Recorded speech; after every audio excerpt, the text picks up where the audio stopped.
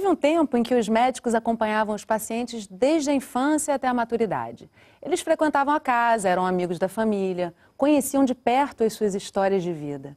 Hoje parece que esse tipo de médico está em extinção, dando lugar a profissionais super especializados em doenças e sem tempo para conhecer o paciente. Será que já não se formam mais médicos como antigamente? E esse espaço na sua família, quem ocupa? Nossa conversa de hoje é sobre médicos de família e da família. Comigo no estúdio, Aloísio Fonseca, clínico geral, Melina Isaacson, recém-especializada em medicina de família e comunidade, e Francisco Barbosa, médico de família e comunidade e professor da UERJ. Primeiramente, eu queria agradecer muito a presença de vocês aqui. Queria botar uma primeira questão, né? Eu falei agora no começo do programa, médico da família e médico de família. Que conceituação é essa? Vou começar com você, Francisco. O que diferencia isso e qual é a importância da gente perceber essa existência desse tipo de medicina? Eu acho que o médico da família, né, que foi construído historicamente, né, e até esse estereótipo daquele médico entrando na casa com a maletinha preta, solitário, né, indo lá e tem várias pinturas, quadros, né, gravuras mostrando isso, né, de grandes pintores. O próprio Picasso tem uma situação em que ele mostra esse estereótipo desse antigo médico que a gente tem, ficou no imaginário nosso, né? Quer dizer, e hoje nós temos, numa época também, e aí é bom que se diga, né? Eram poucas famílias que tinham isso. As famílias muito pobres não tinham acesso a esse médico, né, de um modo geral. Ou raramente tinha. Alguns até deixavam um dia no consultório para atender, né? Mas aí muito mais por caridade, por alguma coisa assim, né? Então não existia. No interior, né, nas cidades pequenas, claro, era o único médico, eles costumavam dizer até que faziam do parto à sepultura, né? Quer dizer, hoje começou como um programa e hoje uma grande estratégia no país, né, de saúde da família, um movimento que também não é só brasileiro, no mundo inteiro, né, de formar, né, e aí mesmo especializar em medicina de família, né. Ela se tornou uma nova especialidade. Ou seja, a gente resgata lá esse primórdio da medicina com as suas qualidades e aperfeiçoando para uma nova realidade que a gente tem hoje. E, Aloísio, o que muda dentro desse contexto com a relação médico-paciente, no seu entender, assim? Distancia demais ou é possível a gente ainda agregar com a medicina de hoje toda aquela proximidade, uma anamnese profunda? É possível. Existe um modo de fazer a história clínica do doente que eu acho muito legal, é que você fazer a história eu chamo isso de fazer a história da pessoa antes de fazer a história da doença, né? Começar como é que é o seu nome? A senhora nasceu aonde? Quem era seu pai? Como é que foi seu pai? Ele viveu aonde? Ele fez o quê? Ele morreu de quê? Ou ele está vivo? Quem foi sua mãe? Como é que ela fez? Como é que foi seu parto? Seu parto foi bom? Como é que foi sua infância? Né, tem uma história muito legal que estava uma senhorinha e duas filhas. E quando chegou na hora de eu perguntar assim, como é que foi e o seu casamento? Como foi? Doutor, eu saí de uma escola e casei. Casei diretamente, casei. E eu falei, e seu marido foi um bom marido? Aí as duas filhas se adiantaram. Excelente pai, um homem maravilhoso. E a velhinha ficou impassiva ouvindo. Na hora que as filhas acabaram, a mulher olhou no meu olho e falou assim, o doutor deve ter experiência de vida suficiente para saber que nem sempre a opinião de filhas sobre o pai é a opinião da esposa sobre o marido. O senhor pode continuar.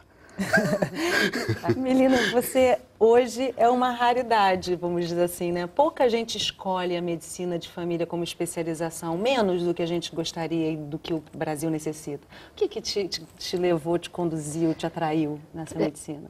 Eu, quando acabei a faculdade, eu não tinha muita certeza do que eu queria fazer. E aí tinha aquela questão até do médico do início até o final da vida, que foi o que me chamou mais a atenção de ter a possibilidade de estar acompanhando aquela família inteira, de você não ver a pessoa pontualmente, Na época eu fiz prova de residência, inclusive, para anestesia, que não tem nada a ver, né? E aí terminei optando pela medicina de família. E é essencialmente isso, é você ter a oportunidade de estar conhecendo aquela família integralmente. Então você vivencia aquela família inteira, de poder acompanhar o bebê, a mãe, o pai, a avó, e ter aquele contato com os vizinhos. Então a gente tem algumas senhorinhas que uma senhorinha acompanha a outra.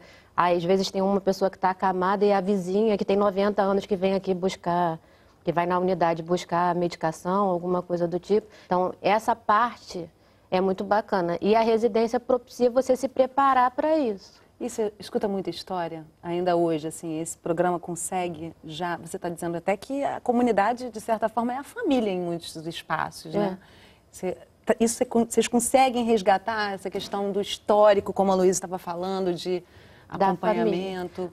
Consegue por causa disso, porque como a gente está ali dentro, então assim, por exemplo, a gente tem algumas famílias que tem uma das pessoas que tem um problema psiquiátrico, por exemplo.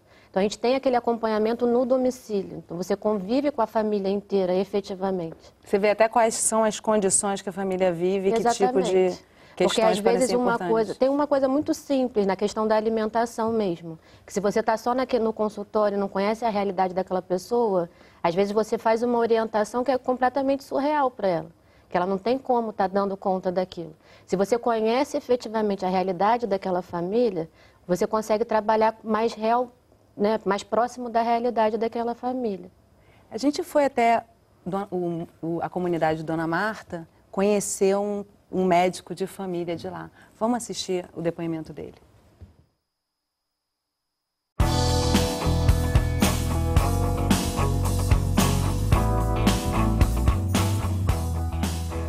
Eu sou Pedro Medeiros Hackmi, tenho 35 anos, sou médico de família e comunidade.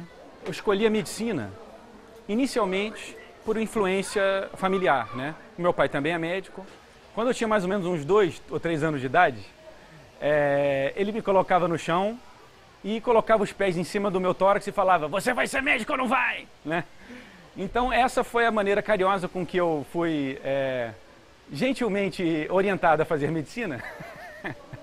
Fala, doutor Pedro. Olá, tudo bom? Valeu. Sou casado com uma cirurgiã plástica, né? Minha esposa é minha colega de turma.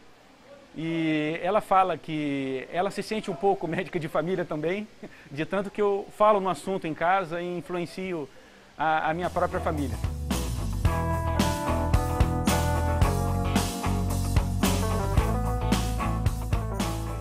Bom, eu trabalho há 5 anos e meio aqui na Clínica da Família Santa Marta, desde janeiro de 2009. O médico de família e comunidade é um profissional muito próximo do dia a dia das pessoas e deve estar inteirado do contexto que as pessoas vivem, da relação familiar que as pessoas adquirem e da história pessoal de cada um. Ele não pode trabalhar só do ponto de vista da biologia humana, né? Ele certamente precisa conhecer como essa pessoa vive no seu dia a dia, né? Como ela trabalha, como é o seu trabalho, né? Onde ela passa o dia dela, né? Quais são os hábitos de vida, se ela faz atividade física, como é o dia a dia da alimentação. Em geral, as especialidades médicas, elas estudam a doença que tem a pessoa, né? A gente estuda primeiro a pessoa que tem aquela doença. Eu acho isso lindo, que eu acho que é o princípio fundamental. O Francisco já está oriçado até. Um dos aforismos do Sir William Osler, que foi considerado o maior clínico do século XX, né? Final do século XIX, início do século XX. E, para mim, foi o maior educador médico, né? No século passado.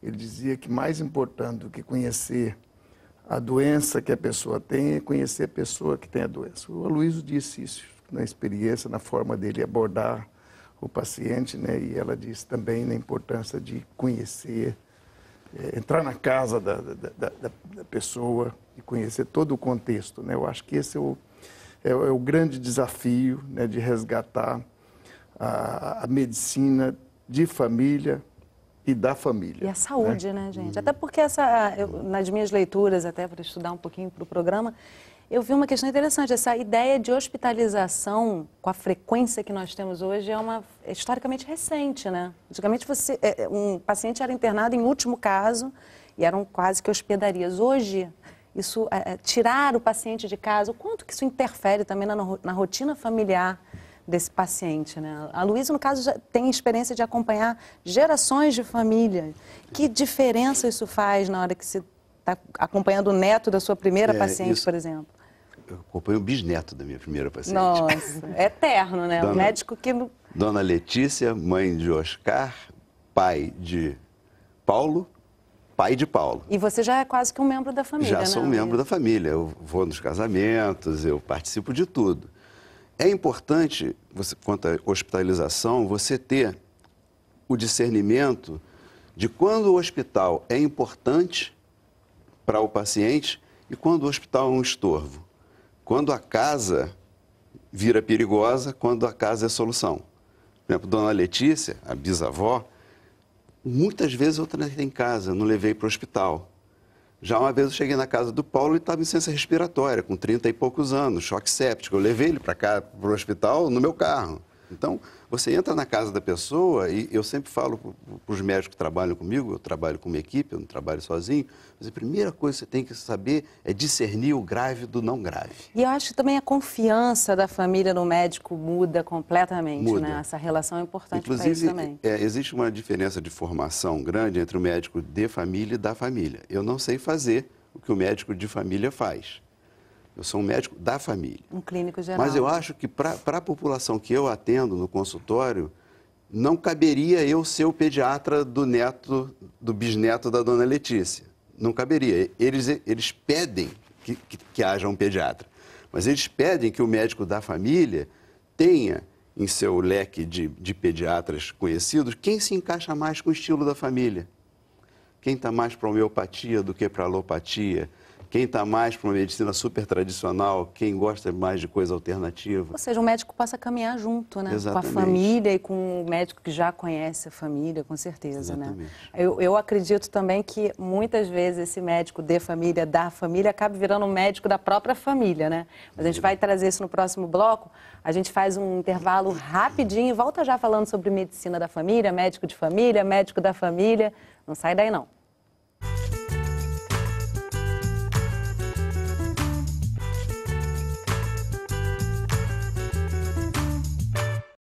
A arte da medicina consiste em distrair o paciente enquanto a natureza cuida da doença. Voltaire.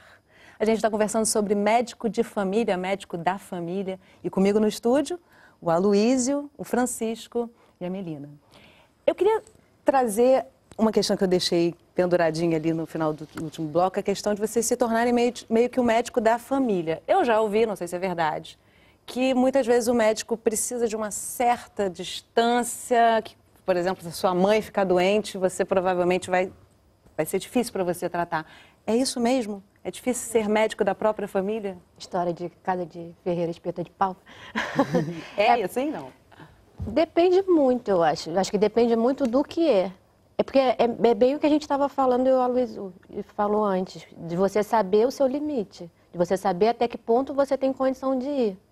Porque às vezes a gente acha, não tem preparação para estar acompanhando um pré-natal, não tem por que você estar acompanhando um pré-natal. Mas é importante você saber e ter quem você vai estar indicando para aquela família, até porque você conhece aquela família de uma forma diferenciada. Você já reconheceu o limite, né? Até onde você vai, né? Assim, eu já acompanhei minha mãe em vários aspectos, ela tem um cardiologista dela, mas até marcar a consulta do cardiologista, alguém tem que dar conta. E é interessante também que, assim, nesses momentos, um outro médico... A conversa entre dois médicos é bem diferente do que uma conversa com uma família leiga, né? Isso facilita bastante, bem diferente. É bem diferente. Agora, na interferência que a gente assistiu no bloco anterior, o Pedro fala de histórias que ele leva para casa, né? Quanto que se leva de histórias para casa? Como é que vocês se envolvem nesse universo familiar a ponto de comentar com a própria família da preocupação, enfim? Como é que isso fica no dia a dia de vocês? Eu, pessoalmente, não comento muito do meu trabalho em casa, não. Procura dar uma separada. Porque lá em casa, fora as crianças, os outros são médicos. Então, se a gente começar a conversar de medicina, não para mais, porque medicina é uma cachaça. É um médico da família, de família e de uma família de médicos também, tá ótimo, então, tudo em casa. Exatamente. Então, não ia ser muito legal ficar conversando de medicina, não. eu leio historinha, eu faço outras coisas. Mas você está acompanhando uma família, por exemplo, por muito tempo, é natural que você se envolva emocionalmente com o falecimento de um membro, Total. com o adoecimento do outro. É possível você não trazer para o seu emocional isso? Não. A gente tem você tem que manter, até que saber manter um certo distanciamento profissional, não é distanciamento, mas um discernimento de onde está o profissional, onde está o amigo, né? Eu não posso ficar me desesperando porque toda hora que o doente está grave. Você tem que manter a tranquilidade. Eu tenho que manter a tranquilidade.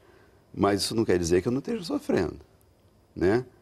Quando o Oscar, o Jucar, o filho da Letícia, estava no CTI, eu sabia que ele estava nas últimas, ele falou assim, eu quero um pão com manteiga na chapa. Eu falei, que uma coisa, eu tinha acabado de funcionar a jugular dele no CTI, eu desci, peguei um pão com manteiga na chapa, eu levei, tá aí o pão com manteiga na chapa. Eu sabia que aquilo não ia fazer diferença para ele e aquilo era um conforto imenso. Ia fazer até bem, talvez, né, naquele momento ali. Agora, Francisco, é possível você se emocionar, sentir dor pela perda de um paciente e a família não ser atingida por essa emoção? Tem como chegar em casa e essa percepção familiar não acontecer? Eu acho que não. Eu acho que a família sente. A gente acha, ela percebe também o sofrimento do médico ou o não sofrimento, né? Porque o médico que tratou o paciente, o parente como um objeto apenas, né? Cuidou dele, talvez medicou corretamente, tudo, né? Mas não se envolveu, porque é o que a família chama aquele médico frio, né? Mas ela sente quando o médico está preocupado, está emocionalmente envolvido, mas está mantendo a serenidade porque ele sabe que precisa ter isso que o Luiz chama de discernimento, né? E agora, qualquer perda é sempre dolorosa, né? Quer dizer, e eu acho que todo médico humano, né, ou humanístico, sente a perda, né? Cada um à sua maneira, né? Uns às vezes demonstram mais, fica mais perceptível, outros menos, mas lá dentro ele está sentindo porque é uma vida que se foi. Esse é um processo que é importante, né? Que precisa resgatar, porque a técnica foi dominando muito, né? Quer dizer, aquilo que deveria ser um prolongamento dos nossos órgãos dos sentidos, né? Da nossa... para a gente poder melhorar o diagnóstico, melhorar o tratamento, tudo, de repente, passou a dominar muitos médicos, né? Passou a sobrepor, né? E não a pessoa... Quando eu considero o estetoscópio um prolongamento do meu ouvido, uma capacidade de ouvir melhor, né? Ou uma ressonância magnética, uma capacidade de ver mais profundamente, mais intensamente, com mais detalhes, né? Quer dizer, quando eu faço isso, eu vejo que, na verdade, nós criamos tudo isto, né? Todos esses prolongamentos, por que temos que ficar subordinado a ele? Porque não envolver tudo, né? Visitando hospitais, eu vejo, às vezes, o médico ele só faz o diagnóstico pelo exame, né? Ele não ouve o paciente. E é isso que é... O equipamento começa a atuar quase que sozinho, né? Não é mas um prolongamento. O maior radiologista que eu conheci, com quem eu trabalhei, hoje está quase aposentando, ele me falou um negócio que eu passei a ver, todos os grandes especialistas são oriundos do raciocínio clínico. O Pedro sempre falava para mim, Luiz, o meu problema, a minha limitação é que eu sou um clínico. Ele fazia história do doente que ele ia fazer a ressonância. Eu sou um clínico, mas meu estetoscópio custa $2 milhões, então eu tenho que ser empregado de alguém. Mas esse cara é o bom radiologista, esse vai fazer o ultrassom bem, vai fazer o ecocardiograma bem. Vai captar também uma imagem que vai bem além da imagem, né? Exatamente. Agora, o Pedro contou pra gente uma história que marcou muito a vivência dele como profissional de saúde da família. Vamos ouvir. Eu atendi uma senhora que faleceu, né? Ela tinha diabetes, tinha enfisema pulmonar e era uma senhora muito querida nossa. E eu também acompanhava as suas filhas, né? E a sua neta, né? E aí a gente, naquela conversa na consulta domiciliar, em que uma paciente com essa complexidade, ela utilizava insulina, tinha enfisema, tinha um concentrador de oxigênio domiciliar, quer dizer, uma paciente... Era praticamente um home care que ela tinha ali, uma internação domiciliar, né? Ela certamente necessitava de uma equipe multidisciplinar. E aí cada membro da família adquiriu uma função diferente. Aí me chamou muita atenção na época que quem tinha a atribuição, talvez, que pudesse colocar mais em risco a saúde dela, se não fosse bem feita, foi a neta, de 17 anos, que era responsável por aplicar insulina nela 2 vezes ao dia e fazer 2 vezes ao dia o teste da glicose, da glicemia capilar. Eu fiquei muito contente de poder assistir isso, né? Aprender como essa dinâmica familiar pode ser absolutamente diferente. A gente às vezes negligencia o adolescente, achando que ele só vai dar trabalho numa casa, por exemplo, e ali ela tinha uma função primordial, né? Eu acho bonito o jeito que ele conta essa história, assim, porque as feições dele se envolvem um pouco com a história, né? Assim, você está trabalhando com medicina da família, isso te traz alguma coisa, alguma semelhança já, ou com vivências especiais? A gente chegou a comentar, eu trabalho na mesma comunidade há 6 anos. Então, tem muita gente que eu peguei desde o início, tem pré-natal, que agora a criança está com 6 anos, e você se envolve muito. E a gente tem uma vantagem na questão da estratégia, que é a equipe. A minha equipe está junta com a mesma enfermeira, com a mesma técnica há 4 anos e meio. Vira uma família também. E você compartilha um pouco, às vezes, a história de você não levar aquilo para casa. A gente tinha uma senhorinha de 93 anos que vinha aqui 3 vezes por semana no posto para falar com a gente. Porque ela vivia sozinha, a filha trabalhava o dia inteiro, então ela não tinha o que fazer em casa, ela ia lá. Ela chegava lá, dava oi para todo mundo, abraçava todo mundo e ia embora. Quando ela morreu, foi um baque para todo mundo, mas a gente tinha aquela divisão, porque todo mundo participou da vida dela, todo mundo... Então, assim, quando a gente vê o Pedro falando, mexe um pouquinho, porque todo mundo lembra de alguém que perdeu e que você se envolveu. Mas é bacana você ter esse contato, ter esse envolvimento, né, todo familiar. É interessante e é sofrido às vezes. É a dinâmica da família, né? É. Francisco, você viveu aí junto à construção desse programa de saúde da família e com certeza vivenciou muitas histórias que te ajudaram a, de certa forma, construir junto essa política. O que te fica de mais marcante na sua vivência profissional e dessas histórias todas? O mais marcante é o que a gente pode aprender nesse processo, né? Aprender com a família, né? Quer dizer, eu costumo dizer aos meus alunos que o paciente e a família, por extensão, será sempre o mestre mais permanente na vida deles, porque estão sempre abertos a ensinar, se eles estiverem abertos a aprender, né? Quer dizer, porque alguns até às custas da própria vida, né? Às vezes, um dos maiores desafios nós profissionais de saúde, de modo geral, e médicos em particular, é ajudar uma pessoa a morrer melhor. Quer dizer, o melhor lugar para se morrer é em casa. Quando o Luiz coloca uma situação aí da pessoa idosa, porque o idoso não deveria ser internado. E se internado, fica o mínimo tempo possível. No entanto, a grande contradição desse processo é que ele é o que é mais frequentemente internado e que mais tempo permanece no hospital, né? Até porque nem sempre a família cria essa dinâmica que o Pedro cita ali, né? Então é preciso... O médico tem que ser um educador também, até para romper essa massificação, essa hospitalização excessiva que acaba acontecendo. As pessoas têm que ter direito de morrer com dignidade, porque a vida chega ao fim, e a morte faz parte da vida, né? E precisa ser encarada assim, como diz o Rubem Alves, que morreu há poucos dias, ela tem que ser encarada como uma conselheira, né?